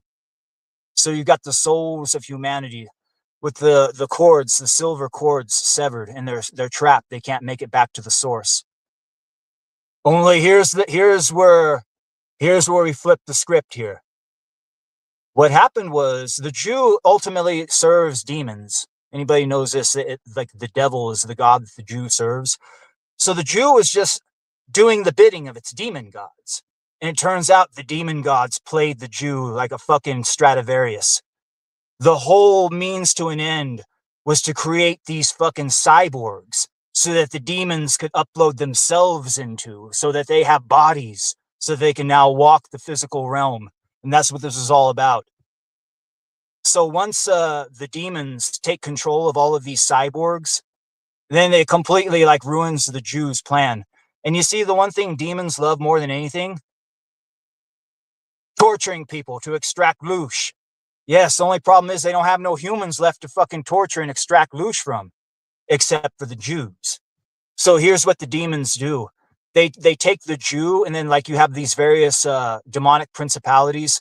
I was thinking of maybe modeling it after the Goetia, because you have like 72 of them, and this like, it basically kind of structures it like a video game. You could go through all 72 Goetia till you get to the fucking final boss, who rules the entire fucking thing at the fucking third temple. That's where the fucking the final boss resides, Baal. And what happens is these various demonic principalities, they take these Jews and they do their own version of Calhoun's Mouse Utopia experiments, where they create these little societies. And it's all meant around the Jew, like worshiping these demon gods and then sacrificing to them. And it's basically like Overfiend on fucking steroids. If you were to wander into one of these fucking cities, it would make like ancient fucking Canaan or ancient Phoenicia look like a fucking episode of Sesame Street. That's how fucking crazy it is. And once these demon cyborgs torture these Jews and extract as much loosh as they can, loosh maxing, and until the entire society is almost dead, and then they basically kill it off, take the 12 healthiest males and females, and they restart it all over again. And they've been doing this for fucking over 1,000 years. And this is how like they sustain themselves with their loosh. And then one day, the fucking the third temple, the place where the fucking head honcho rules the whole thing, he decides to go outside of the city walls to see if there's any other humans that they could find and torture. So he sends a scout, an envoy. Just imagine like a massive like now the way these creatures are designed. This is going to be what puts this fucking series over, the creature design. Now, just imagine, like, anybody familiar with the work of Tsutomu Nihei and the way he designs his creatures? Just imagine that, but like fucking just take it to the nth degree, like a Tsutomu Nihei creatures. And that's what these fucking demon cyborgs are now. And one of them is like this massive, like serpent, snake, centipede hybrid, and it's being piloted by one. And they go out into the fucking world to go see if they could find any humans. Now, I said the Jew had tricked humanity into uploading itself into this digital matrix. However, not all humanity decided to go this route. A small fraction decided to do their own thing. And this small fraction, this breakaway civilization, it went two different routes. One route became the pinnacle and apex of spirituality. And they have a certain capital. They call it the Crystal City. And this place, the people, like I said, the pinnacle of spirituality. And the knights of the kingdom, they call them the tulpamancers. They're capable of summoning tulpas. You know what a tulpa is? It's a thought form that gets brought to life, like a living thought form. This is how far along they are spiritually, that they could manifest tulpas and have their tulpas do their fighting for them. Hold on, I hear my dog at the door. Let me go let him in.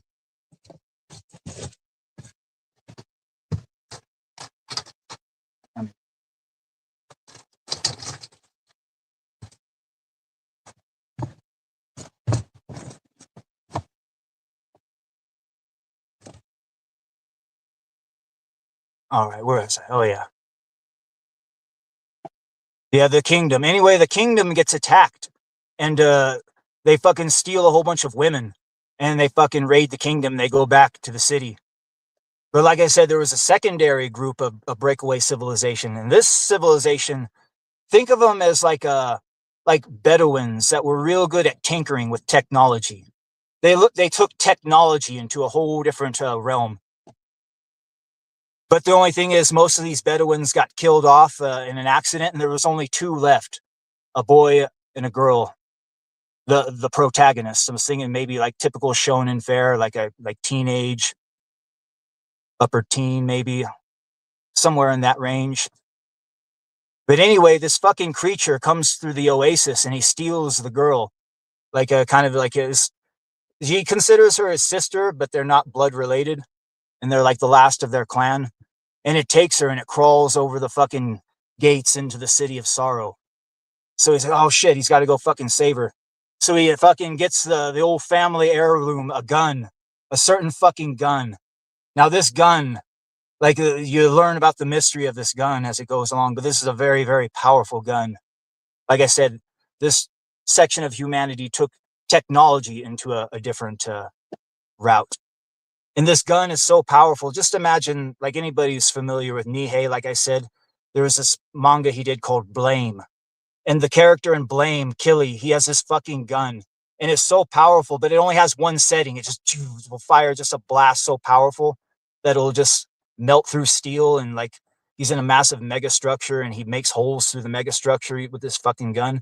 But just imagine a gun like that, but with settings. You can adjust the settings to where you can just fire a real quick blast that'll like blow up a body.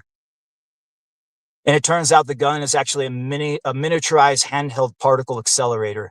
Like that's how high end this tech is. Anyway, as he's getting ready to go raid the city, a couple of tulpamancers from the Crystal Kingdom show up. So he teams up with these two tulpamancers and they go into the kingdom. And then they go to each fucking place until they try to get to the head honcho, the third temple, where the fucking head demon is ruling, where his sister and the women of the city have been taken captive, with the ultimate goal of finding the mainframe and then saving the souls of mankind that's been trapped in the digital cyberspace prison. And as he's going through these various Jew communities that are in their various states of decay, they all have like these varying prophecies revolving around the savior figure that ends up coming, and he like fits all of the criteria for all of their various savior prophecies. So it's basically one of these manga ideas you could do like a real long one if you really wanted. Like I said, you could run the gamut and go through all 72 fucking demons in the Goetia. Be like the metaphorical One Piece of its time. And anybody knows, the Jew is already inbred as fuck. They basically took 300 of these fuckers, and now that's the population it is today. So imagine a Jew population that whittles down to the point where you got about 12 of the healthiest males and females, and you restart it over again. Like, so some of these Jew societies that he's wandering through, the people are so grotesque looking, they almost look like more rodent than human. But then they comes across some anomalies. Sometimes you get these real beautiful ones, but they're like the anomalies, so they're considered ugly in their society. So basically, you get as fucking crazy as you want with this one. Like I said, this is just the world building, the basic idea. And I was thinking at some point, the tulpamancers end up getting killed, but one of their tulpas is still alive, like a kind of like a Gundam-esque Escaflowne type thing that he can climb into and pilot like a robot. Maybe he learns the abilities to summon tulpas himself. There's a lot of avenues you could take a series like that. Yeah, like I said, it's an idea I just started thinking about, kicking around the idea. What happens if the Jew actually wins and they fucking and the Antichrist rules the world for 1,000 years? What the fuck would that actually look like? Yeah, but like I said, it's not explicitly spelled out. You just kind of put the piece of the world building together as the adventure goes along.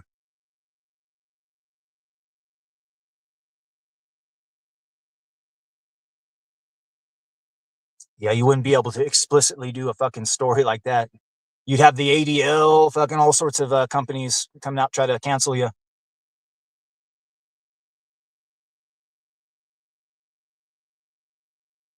Yeah, then I got to thinking, boy, I had an idea for a video game. Jesus Christ, this is probably the greatest video game idea thing I've ever had.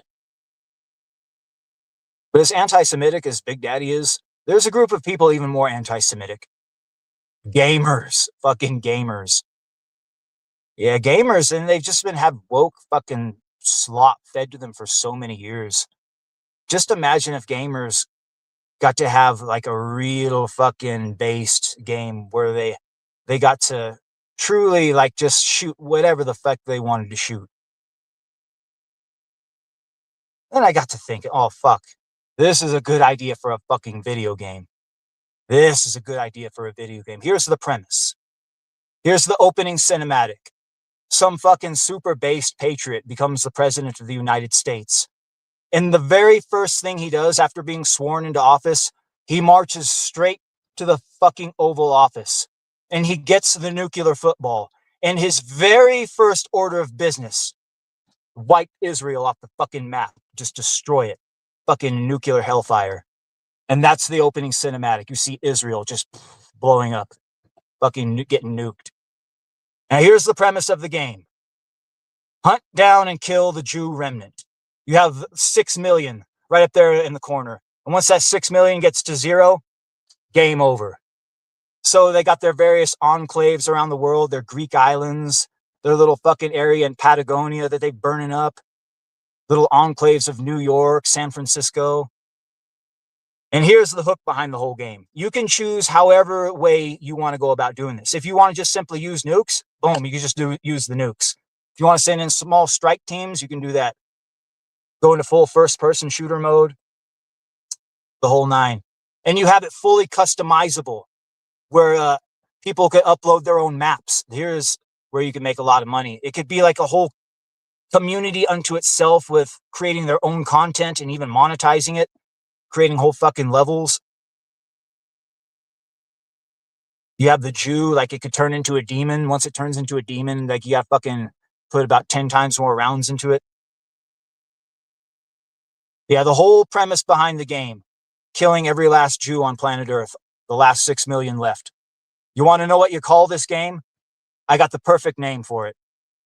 You call it Holocaust 2. Yep, Holocaust 2. That's what you call it. The Goyim, they know. That's the tagline. I know it sounds terrible, but think about it. Fucking think about it. That is a billion billions. Yeah, you could make billions off of that fucking idea. If gamers had a game like that, where the sole purpose behind the game was eradicating the Jewish race, I guarantee you, that becomes the single most popular video game of all time. It really fucking does. Holocaust 2. Yeah, nobody's got the balls to pull the trigger on that, though. Except for Big Daddy. Yeah, just wait until AI gets to the point where you can fucking create a video game with just a handful of prompts. It's almost getting to that point right now. You can actually create a full-blown 3D level in AI using prompts. Yeah, this is the one thing that AI is advancing in pretty well, like things like animation,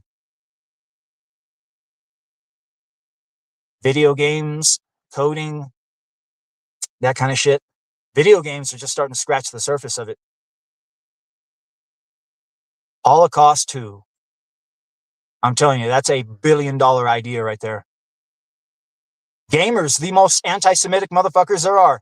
You give them the chance to fucking have a game like that, I guarantee you, that becomes the most popular video game of all time. It really fucking does. Especially the customizable aspect, because it would have near infinite replayability. It really would.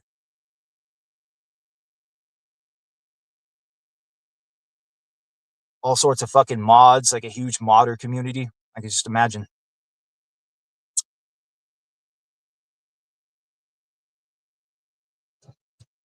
Yeah, we're at that point where it's Milgram's experiment again. The first time was with the fucking jab. Anybody who doesn't know what the Milgram's experiment is, they did this experiment back in the 1960s where people were called into a room and ordered to administer electroshock to someone if they got questions wrong on a fucking questionnaire. And the whole thing was staged. The true marks were the people pressing the button.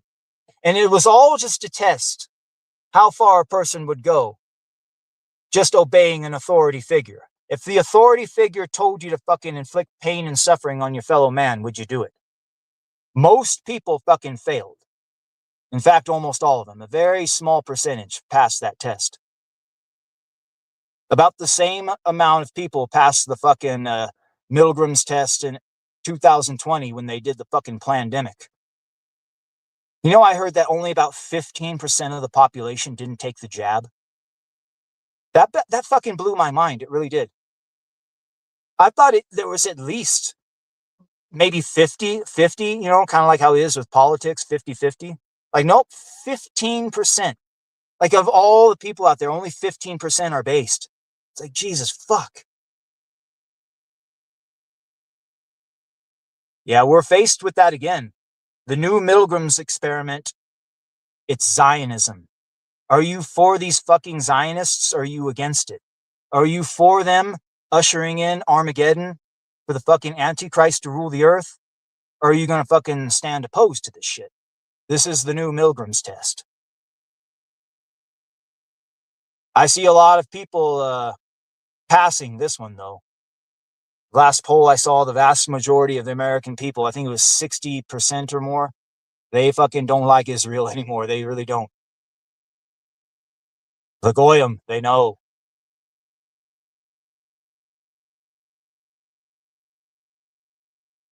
Yeah, those Jews, they better start wizard maxing. Yeah, I hear that's a word that's being bandied around there, wizard maxing.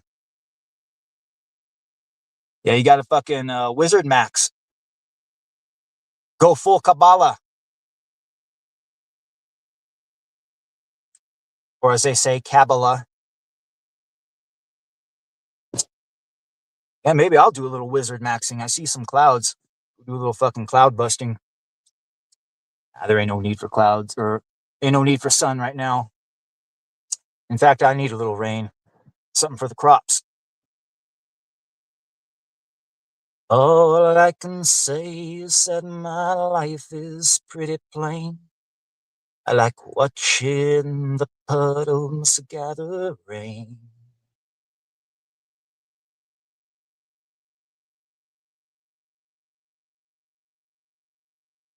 Yeah, shit, we've ranted and raved quite a bit. We're almost at the 2-hour mark. Fuck, I guess we'll end the show.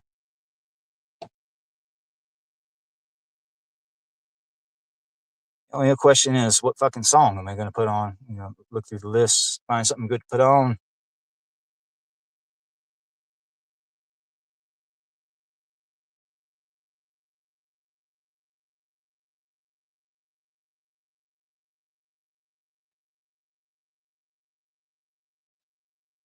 All right.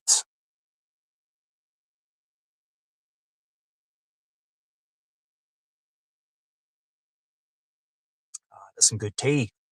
Yeah, just been sipping tea, ripping the mic.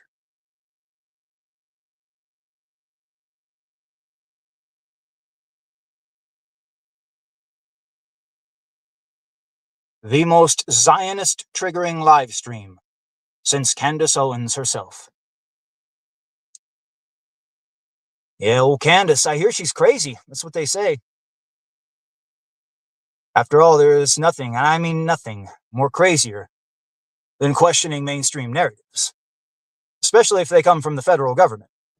Because we all know how fucking trustworthy this administration is, yes. A good thing you got the voice of sanity in insane times. Big Daddy, the home of the lunatic fringe. Lunatic fringe. Lunatic fringe. All right. Thanks for coming out, y'all. It's been a fun one. For real. Is this the real life?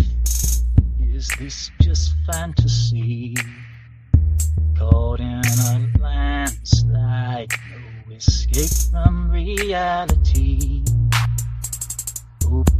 your eyes, look to the skies and see. I'm just a poor boy, I need no sympathy, because I'm easy come, easy go, little high, little low. Any way the wind blows doesn't really matter to me. Mama just killed a man, put a gun against his head, pulled that trigger, now he's dead. Mama, life is just begun, but now I've gone and thrown it all away. Yeah, Mama, didn't mean to make you cry. If I'm not back again this time next week, carry on, 'cause nothing really matters to me. Too late, my time has come, sends shivers down my spine, body's aching all the time. Goodbye, everybody, I've got to go.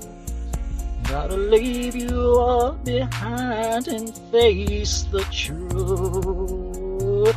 Mama, I don't wanna die. Sometimes I wish I'd never been born at all. Carry on, carry on. Nothing really matters to me. I see a little silhouette of a man. Scaramouche, will you do the fandango? Thunderbolt of lightning, very, very frightening me. Galileo, Galileo, Galileo, Galileo, Galileo, Magnifico.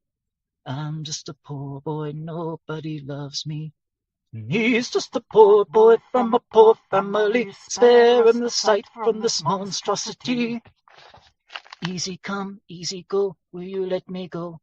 Bismillah, no, we will not let you go. Let him go! Bismillah, no, we will not let you go. Let him go! Bismillah, no, we will not let you go. We'll not let you go. We'll not let you go. No. Oh, Mamma Mia, Mamma Mia.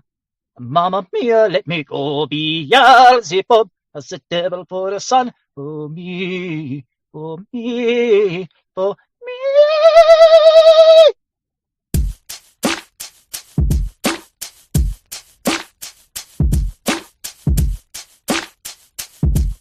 So you think you can stone me and spit in my eye? So you think you can love me and leave me to die? Oh, baby, can't do this to me, baby. Just gotta get out, just gotta get right out of here. Oh yeah, oh yeah, yeah. Nothing really matters, anyone can see. Nothing really matters. Nothing really matters to me. Nothing really matters, anyone can see. Nothing really matters.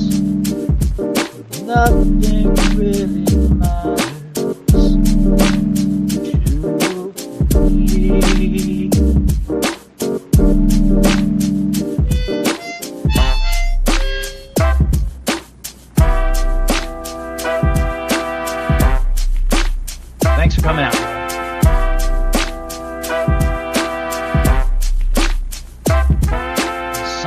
Something takes a part of me.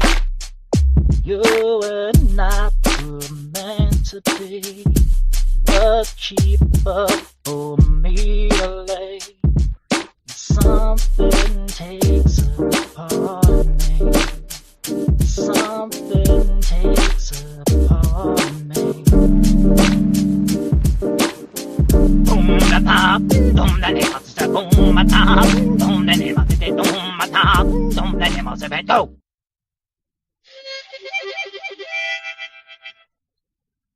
Nothing really matters, anyone can see.